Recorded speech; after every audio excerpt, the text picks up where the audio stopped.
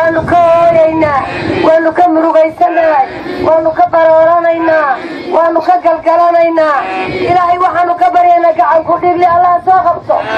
allah birbiriyo halku galaba baxa la galo ilaahu noo qabo ilaahu noo saqiro ilaahu kii arkaba shimbir nooga dhig muuqaalkaas arag maqalkaahi waa baroordiiq ay muujiyeen dadweynaha ku dhaqan degmada Qorolugod oo iskugu yimi fagaaro ku yaala degmada si ay bulshada dalka Soomaaliland u tusaan dareenka tiraanyada murugada iyo naxdinta leh ay ku reebtay geeridii labadii sarkaal ee ka mid ka ahaa ciidanka qaranka Soomaaliland kuwaas oo askari ka tirsan ciidanku uu ku dilay saldhig military oo ku yaala duleedka Meygaagle boqolaal dadweyne ah oo ka kooban haween odayaal dhalinyaro cuqaal ayaa ka tacsiyadeeyay geerida labada marxuun guud ahaanba ummadda Jamhuuriyadda Soomaaliland ilaahay ninkii geystay guuldarrada ilaahay waxaanu ka baryaynaa Allah noo soo qabo Allah noo soo qabo Allah adiga ninka xaqdarrada geystay ee laayay xaqdarrada wax ku laayay ilaahay Allah soo qaban kara noo soo qabo geeriyooda saraakiishaasu anaga inaga geeriyoodeen xaqiiq ahaan anaga inaga geeriyoodeen wassalaamu calaykum waraxmatullaahi wabarakaatuh waxaan leeyahay walaalahay geerida iyo qiirada iyo murugada waanu idin la qabnaa walaalayaal waanu ka xunnahay ilaa yoomkii khamiista habeenka khamiista ay geeriyoodeen ilaa maanta inta ka dhexle hawshayadu siday nagu ahayd annaga unbaa ilaahay ogaa ku xajayna insha Allah billahi karim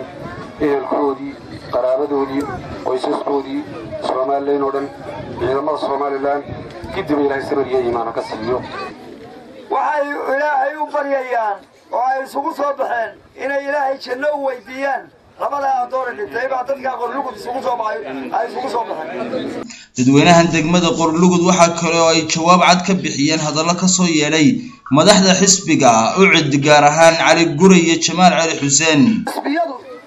isku mid bay aayeen waxba u yiilay wixii u yiilay Jamaal Cali Xuseen baa laalay oo wada geeyay هاوغادو وحي قرلوغدو يلي هورو ugu holi jiray inaanay u hoolin waxa maanta soconayaan inaanay u hoolin inuu muujiyay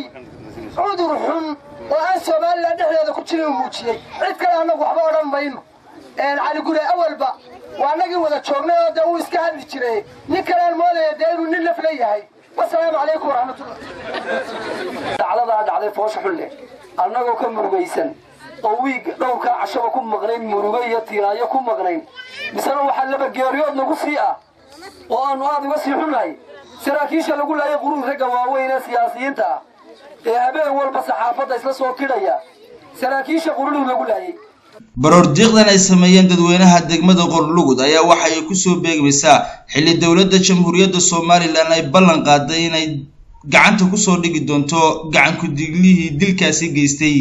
وعبد الستار صبري تي في قرنك Somaliland برعو